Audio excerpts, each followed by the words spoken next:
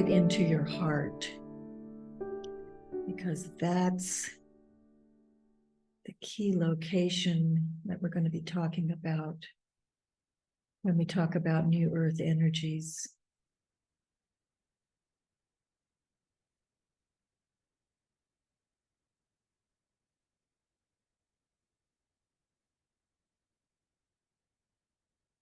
That's the still point.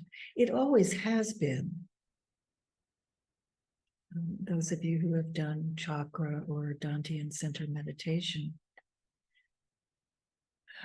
we're always looking at each of those points for the gateway that's in the very center. And once you find it, you drop through into complete neutrality, into nothingness. The gate opens, and in the case of a Dantian center, you're just going into that particular plane of vibration. Each one has a different signature. But now that we've settled into New Earth, it really is as of the summer solstice, the welcome to New Earth time that we've been awaiting.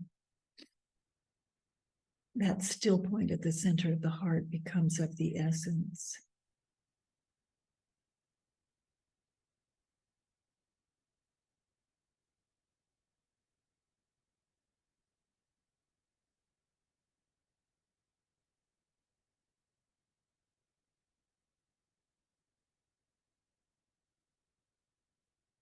And the whole idea is that there is a world in transition. It's pretty simple, really. I mean, it's complex to navigate. It's painful some days to navigate. Certainly very tricky to navigate. But we're simply living at a time when the earth is going through a transit larger than anything she's ever been through. And so much as the people of Atlantis must have thought, oh, this is horrific, the build up to this, the transition of this. It's much the same for us, only it's bigger. It's much bigger. So it's really the turning of the ages.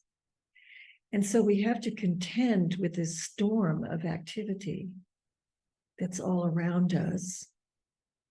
And as always, if we're smart on our spiritual journey, we use the outer as a reflection for what we need to examine within ourselves, because we're constantly pulling in experiences. Higher self is directing the show.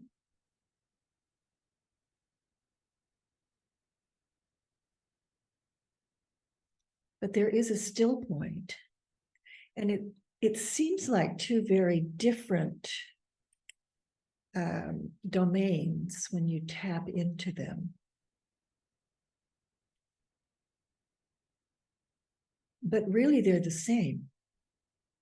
It's more like you have a sphere. Well, it is that heart energy, it is that plane, but it's highly, highly purified now, because the earth has stabilized ninth dimensional energy. And the way we define it is all acceptance, complete non-judgment, and unconditional love. So not emotional love, but that neutrality, that very quiet, spacious, absent feeling of what my teacher used to call quiet commitment. Just a commitment to the path and to the awakening, to the goal of self-realization for many.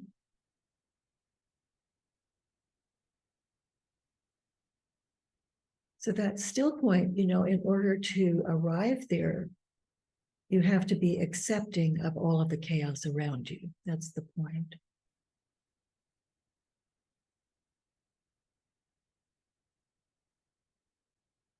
It is the stillness, the absence, out of which all of the movement and the chaos comes.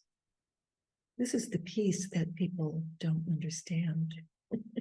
They think that the world is very chaotic and the systems are falling and people are having difficult times.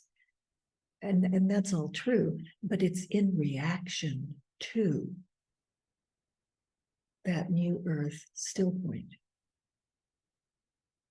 She's the one, Mother Divine, in concert with Mother Earth. They are the ones who are running the show now. That's very, very obvious. And they're doing a good job.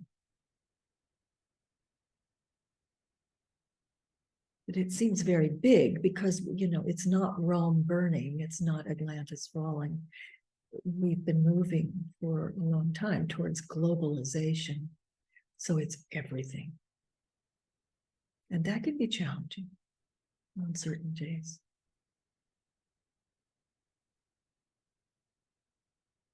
So the goal is to learn to rest back into that still point. And you can always return to it in your meditation by going back to the heart, just the old traditional methods of sitting in the heart energy. But I find it's good to tap that every day. What I look for is a softness. Because when you finally go through that doorway, everything just sort of, there's a breath, an expiration, what do you call it? Respiration, exhale, thank you. There's an exhale that happens. And then there's a softness that permeates our field. And if you reset to that every day,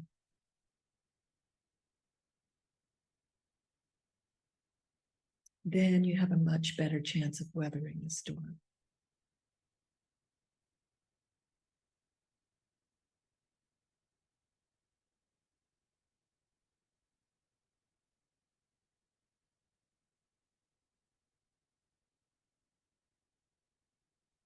Good. Okay.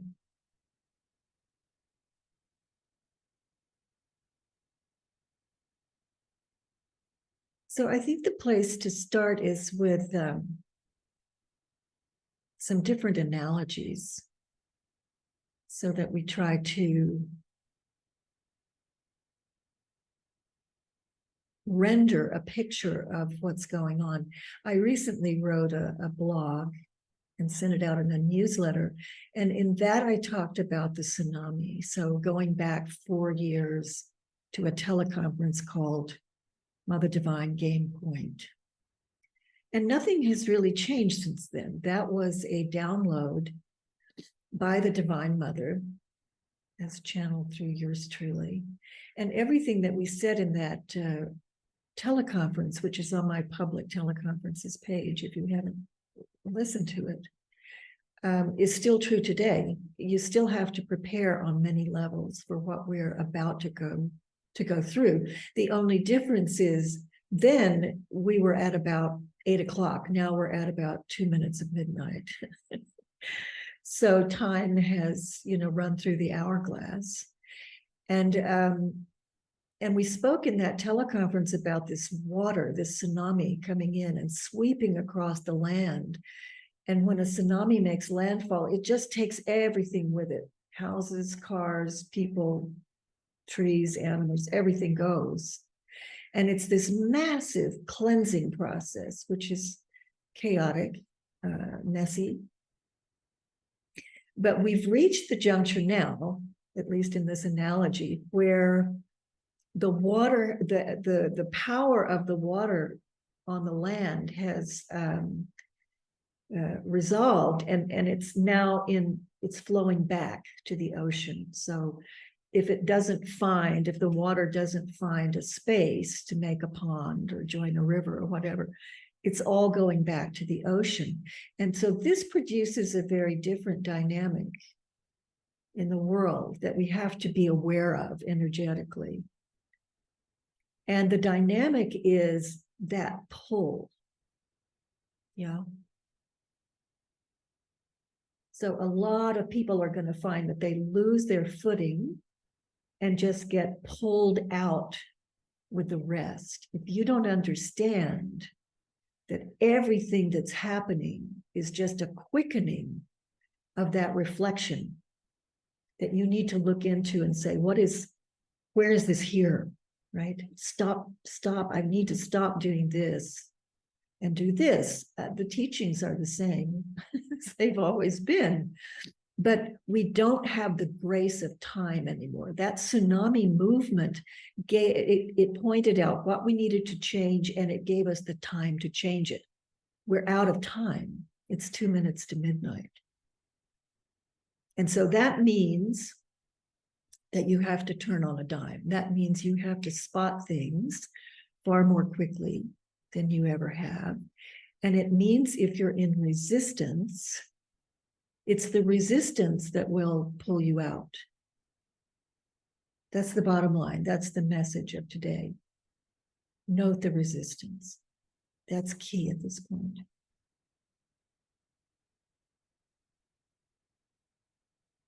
So you've got to catch your resistance. But let's defer that for a moment. Let's continue with this analogy.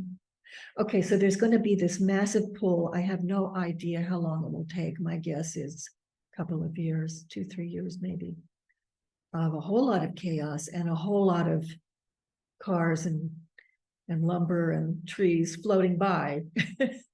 But if you're in that still point, if you can come back and reorient to that still point on a daily basis, then you will see that this is just the turning of the ages, that everyone's higher self is making choices that are in their highest interest.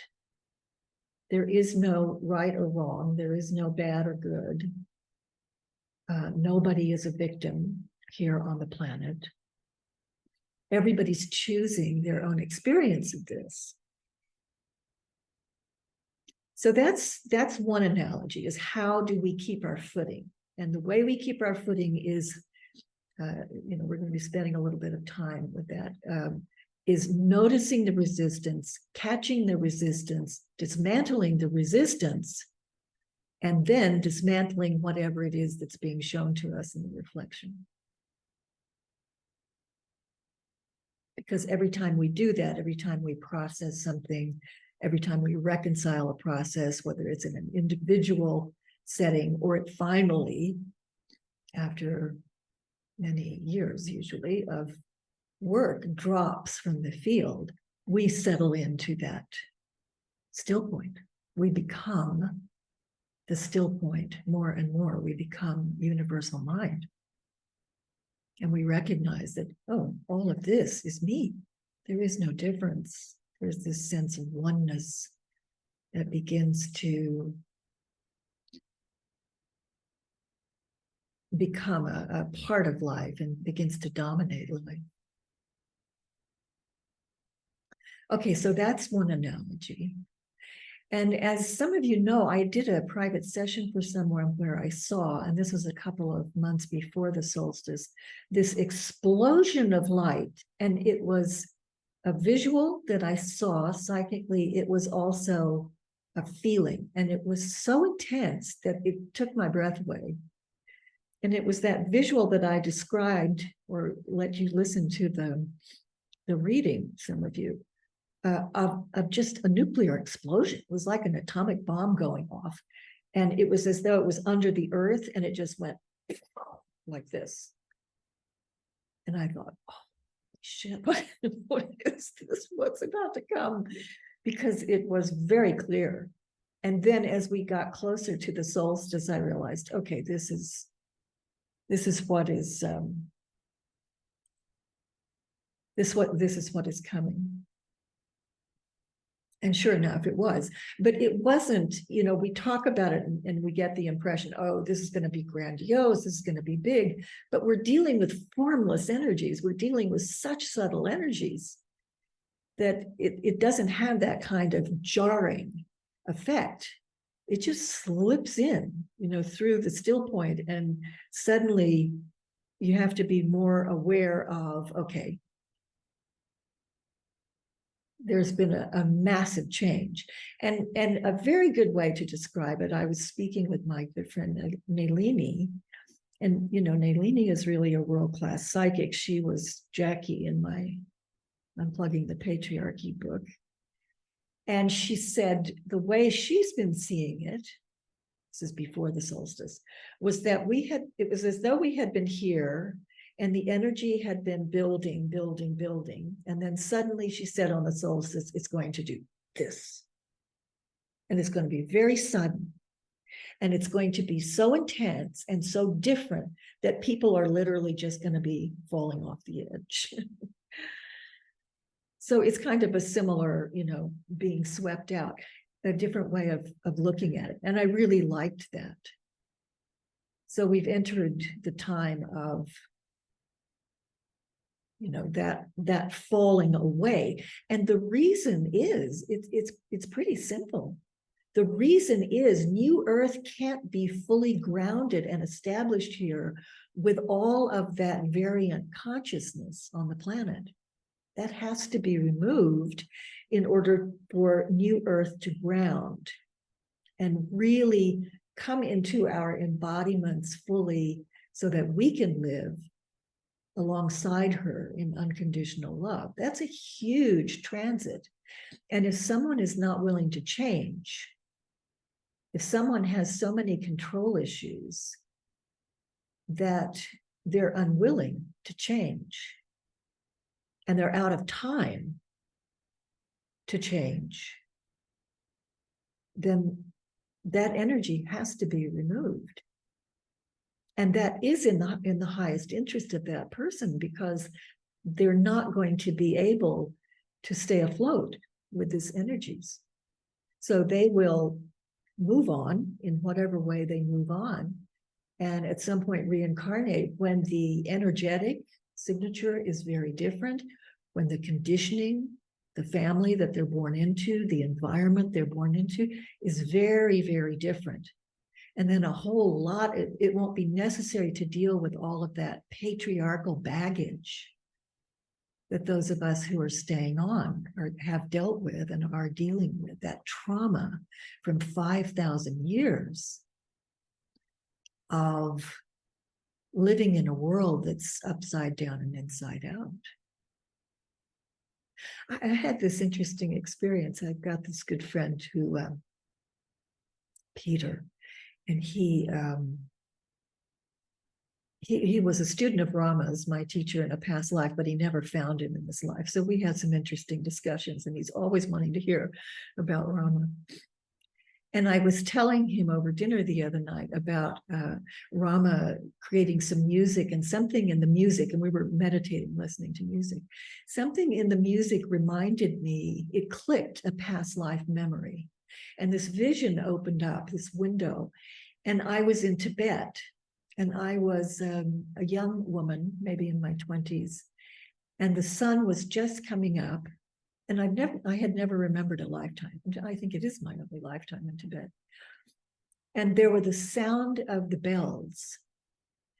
And I remember getting up and putting on a shawl for warmth and walking out onto this porch. And it had a wooden railing. It was a wooden porch with a wooden railing. And I put my hands on the railing and I looked out at all of the snow, and the energy was absolutely pristine. And the sound of the bells, right? And the reason that energy in countries like, still to some degree, I suppose, today, in Tibet and Bhutan and Nepal, it's because the collective consciousness has never lost this concept of what is spirituality, what is spirituality, what is enlightenment.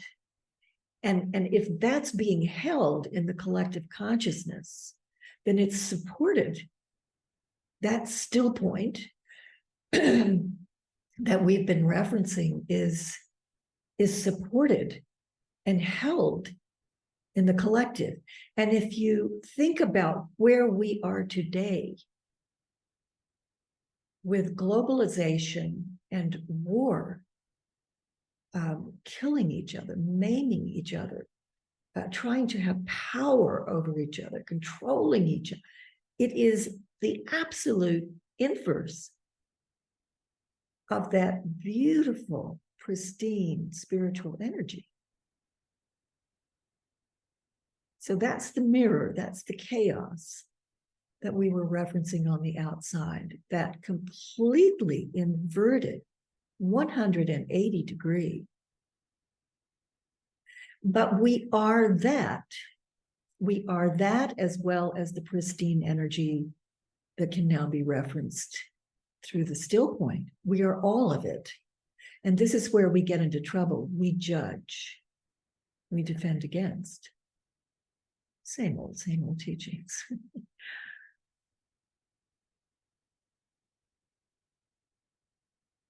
So yeah, the gotcha here is resistance. The gotcha is moving into victim. The gotcha is somehow thinking, that's not me, or that's bad, or that person, I'm going to reach out and try and save that person because the trajectory that they're on is problematic.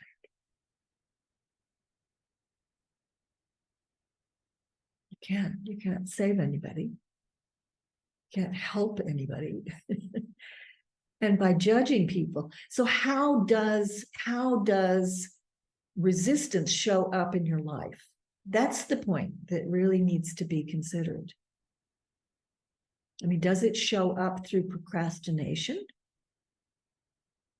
I remember doing a private session for someone, and it was after the last winter solstice, so 2022. And we were doing it in February, something like that. And she said, yeah, I've been procrastinating on meditation since the solstice. I just, I'll sit down to meditate and I'll think, well, it's not going so well. Just try again tomorrow, or, oh, well, I'll just skip it today. That's procrastination. And the question is, how long do you let that go on before you check it? She had let it go on for 2 months. You don't have to. You could let it go on for 4 days. And after 4 days, you say, wait a minute, why am I not meditating? And all you have to do is say to yourself, I'm going to get to the bottom of this. I'm going to sit down and meditate, and I'm not going to get up until I get to the bottom of this today, period. And as soon as you set that intent and you drop in, you go, oh my God, now I see.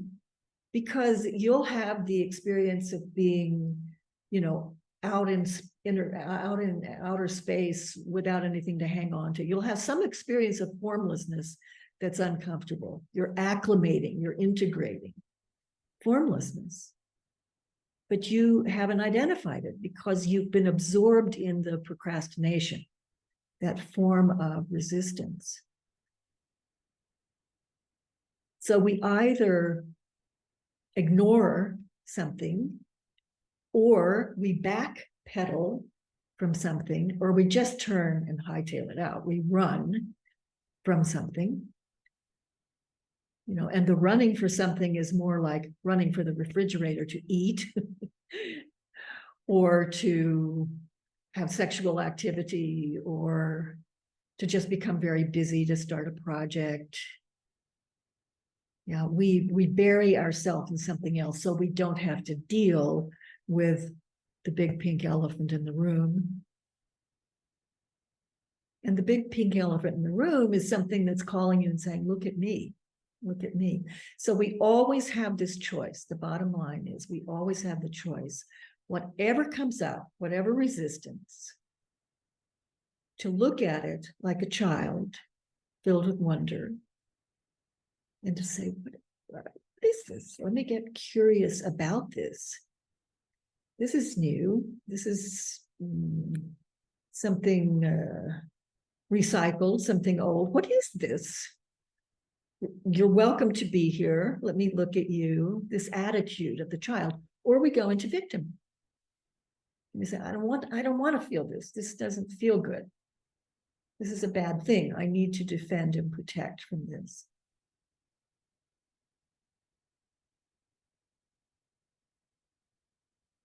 So the question is, how do you, because each of us has a different way of resisting. Mine's procrastination. I'm like the person I did the private session for. I just, for a few days, I won't sit down and meditate, or I'll just get up. But we all have different flavors that we engage in to avoid.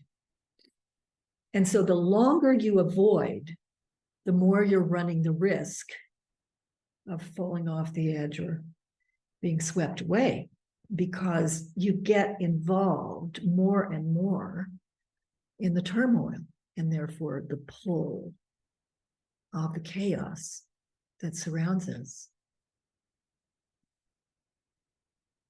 So by accepting that this is a time of transition, of turning of the ages, by recognizing that we are at the end of the patriarchal cycle, over 5,000 years, that was gradually moving into this upside down, inside out configuration that we are still currently in. But I think as of the winter solstice of last year, 2022, we reached the enough is enough point. That was very clear to me. I've been predicting that for years. I've been talking about women standing in their power and saying, we will reach the point where women stand in their power and say, enough is enough. This is over. And we reach that point. So if you find yourself saying that, or you observe, especially women on the front lines saying that, voicing that sentiment, you're hearing it more and more. There is a film coming out called The Sound of Freedom, which I'm anxious to see, about human trafficking. And there was an interview, and at the very end, he said, we need to send out the message, our children are no longer free to you anymore. That was his way of saying enough is enough. So people are picking up on that energy. So that means we've crossed that cusp, and we've really begun that intense period of what is dominating is the still point. What is secondary is the chaos of the falling apart. And if you can recognize it that way, and if you can know that all of the chaos that is around you are expressions of what you have had to go through traumatically throughout the patriarchy, and if you can be willing to own all of that as your growth process that you went through, for most of us in many lives, if you can allow that, if you can not judge that and allow that to become part of the awareness field without resisting, then you're fast on the track of moving into full embodiment, full body enlightenment.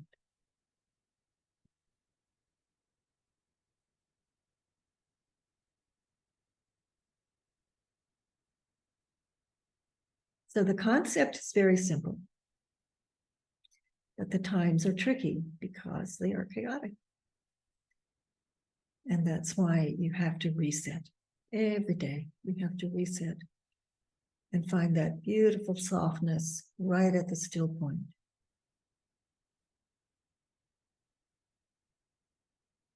Yeah. So we live in absolutely extraordinary times where anything is possible. And we're all in the same boat at this point, groping around a bit to try and figure out how do we navigate the energetics of new Earth, because it is totally new. And to our benefit, totally supportive. We've never lived in times like this, where spiritual growth was 100% supported.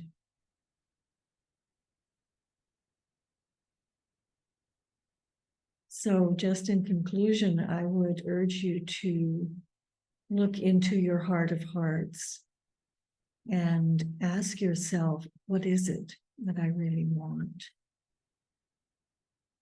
in this incarnation? Incarnation is a very precious thing. And in the time you have remaining, how far do you want to take this? Because we can take it as far as we want now. There are no limits.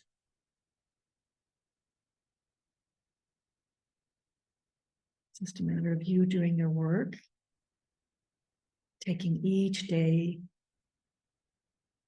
at a time. If a door slams in your face, okay, evaluate. But there's always another door opening, and that other doorway leads to something that's higher and brighter. More stillness, more expansion, more multidimensionality. Who or what is it that you want to become? How much neutrality? How much unconditional love do you want to access? What are you willing to give up to achieve that? I'd suggest you just go for broke. Why not? Why not?